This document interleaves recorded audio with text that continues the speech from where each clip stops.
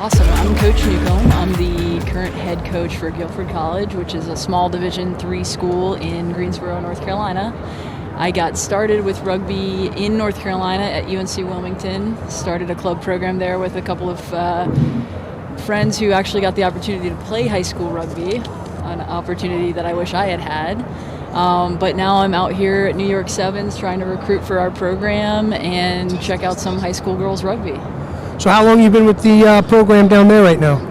I just started in May, so... Oh, wow, brand new. Yeah, about 6 months. Yep. Fantastic. How are you finding it? I love Greensboro. I love North Carolina. The school itself is a really great fit for me. I am also a really huge fan of the Division III structure, which sort of allows more of a balance for student athletes to focus on academics and athletics, and also be able to participate in things outside those two categories. So sure. Other extracurricular activities and things that they want to be involved with. So let's call it a good work-life balance kind of being fostered there, it seems like. Exactly, yeah. That's the Division III, that's what we're sort of aiming for. That's excellent. That's excellent. Tell us a bit about the school, exactly where it's located, how many students, and kind of what are the specialties that the school has to offer from an academic perspective. Sure. So it's about 10 minutes outside the actual city of Greensboro. So our campus itself is more rural. It's a really nice, quiet, safe campus. But a 10-minute drive takes you to downtown Greensboro, where there's a lot going on. In terms of our size, we're a small liberal arts school, so we have roughly 1,500 undergrad students. And we're most known for our sort of social justice programming, a lot of social justice-based majors, but we also have a variety of degrees, including exercise science for our sports folks. That's what I did when I was in college. And then sort of your general studies like English and sciences. We offer quite a few majors despite our small size. Okay, wow. Yeah, 1,500 is it's small school, but it sounds like there's a lot to offer there in the Greensboro area. Yeah, Greensboro area. It doesn't feel small at all. That's great. Yeah, and it's kind of nice to have that balance, I guess, of let's say kind of a little bit of urban sprawl, but then be able to get out into the country right away. That's got to be a nice perk. Exactly right, yep. Fantastic. Tell us about the team, and maybe, and I think this is a great follow-up question too, because being new to the program yourself, tell us about your team and kind of what your vision is for what you'd like to see transpire through your under your auspices over the next, call it, the time that you're there. Yeah, well, it's a relatively new program. This year we opted to play provisional sevens, so we ended up playing sevens for our fall season, and we did pretty well, ending the season 8-4, so pretty successful. The goal as we move into 2024 is to develop a 15s program, and so we're really out recruiting for 15s players. And the advantage for recruits and students that are looking into Guildford College is that when you come in as a first-year student in the next couple of years, you're going to have the opportunity to play. You're also going to have the opportunity to sort of put your name on the future of the program.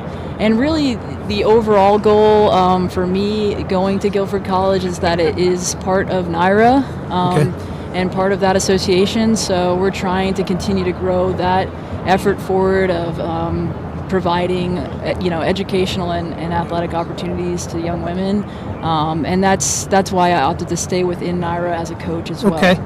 Oh, I'm glad to hear you say that too. I think NIRA is doing some great things for the game, really pulling together some conferences, making it significantly more approachable, I think, and I think that's a big component of it, and it sounds like that's kind of at the heart of your program too, is approachability. Like you just said, you're going to come in as a player and put your stamp on this team. You're going to be part of the legacy. Exactly right. Yeah, I love it. Yeah. I love it. Tell us what you've seen so far at NY7's. What are you seeing? What aren't you seeing that you'd like to see? Where's the talent at? Is there some players where you're like, wow, I got to get a hold of them? There is definitely some fantastic talent out there at the high school level. I started recruiting for NIRA back in 2019, and even since then, we've seen a huge transformation of high school girls rugby. The level of play, the speed of play is just significantly improved over time. And my focus is more on the club teams. I think those players are likely a better fit for our program. But that being said, I mean, it's just really, really great to see everyone out here competing. In terms of the rugby itself, I mean, it's keeping the ball alive at 7, so you're just waiting for that perfect opportunity. And I think a lot of teams have learned how to take advantage of those opportunities as they come up. The interesting thing for me, and I think you're probably seeing this a heck of a lot sooner than I did, with our EGRL, the league, and its evolution, its expansion, is I was pleasantly surprised to find how good the level of rugby was up and down the Eastern Seaboard. It was like we were kind of caught in our own backyard of the metropolitan area, so you saw a lot of the same faces. You knew who the players were, and it's like the further south we went, we're like, wow, Wando, wow, Valkyrie, it was just like, hey, Florida, holy cow. It was like, so it's been really eye-opening, I think, for all of us. And again, I think you're seeing it firsthand and a lot quicker than we were, but that's certainly been something that has been enjoyable, I think, for us. Yeah, I mean, I'm really lucky to be at a school in North Carolina. There's a lot of great high school rugby going on in North Carolina, and like I said, I competed at the collegiate level. Yeah. And when I did 10 years ago, there was a few high school girls teams, but not many. And now you're seeing in that area specifically some really high level competition. So it's been really amazing to watch it grow. Yeah, I hope that this, let's call it the pace of development, continues, because it bodes well for the game in this country, and particularly with we say it all the time during the podcast, but with both the men's and the women's World Cups are right on the horizon, where some of these young women who are 13 and 14 have a darn good shot to be putting on that jersey in less than a decade. Yeah, absolutely. Which is good stuff.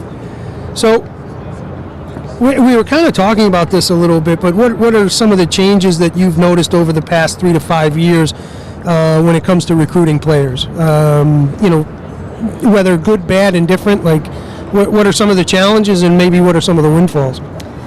Yeah, I think the main challenge we face right now is just getting the information out to student athletes. I think I've met a lot of players or families that aren't even necessarily familiar with the recruiting process. The players that have had a parent be recruited to a collegiate sport other than rugby have an advantage because they understand the differences between the divisions and the levels. And I think, the world of rugby is still a little bit chaotic, but as it gets organized, I think we're finding that students, athletes are realizing, oh, these are the opportunities that are available to us.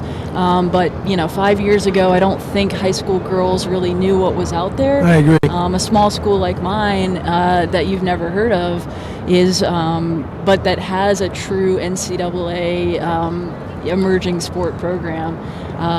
As we get our name out there, I think athletes are realizing, oh, there is a place for me at the collegiate level. And that's the other thing I did want to mention, no matter how long you've been playing rugby at the high school level or even prior to that, there is a place for you at the collegiate level. So look out there, find all the opportunities available to you. There are a lot of great programs. My heart is with NIRA, and I think that's where I'd like, athletes to look. But again, there's just so many great programs now, great coaches, a lot of people that put a lot of time and effort into developing this game for those young players to have opportunity. Absolutely, and it's nice to see folks like yourself who came up through the programs in college now, wanting to make this, part of your professional life, and hopefully there will be more coaches who'll dedicate the time like you coming out of the high school and the collegiate programs, because I think you're really at the heart of growing the game as we move it forward. And I hope young women won't be afraid to, take those opportunities. Go get your level 200 coaching certificate. Go get your level 100 referee certificate. We need more young women to step up and have confidence that they can coach and they can referee.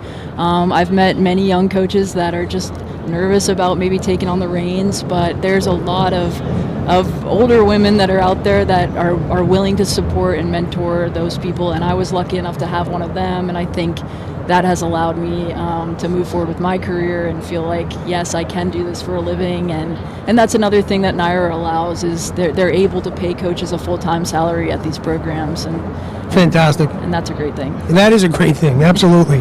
Well, Coach, it has been a pleasure. Thanks for coming by and chatting with us, and we wish you great success in 24 with bringing that 15s forward. And again, thanks for sitting with us. Yeah, thank you so much for having me. Our pleasure.